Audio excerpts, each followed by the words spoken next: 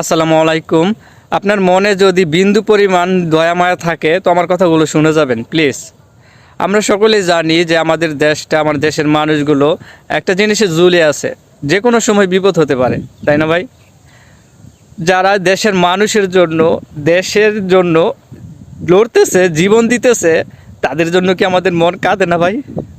তাদের জন্য কি বিন্দু পরিমাণ আমাদের মনটা কাঁদে না? যে ভাই নিজ দু হাত উজাড় করে বুকটা বেঁধে দিচ্ছে মরার জন্য, দেশের মানুষের জন্য, দেশের জন্য, ভাই ওদের কথা কি মনে হয় না? খারাপ লাগে না একটু? বৃদ্ধ পরিবার খারাপ লাগে না?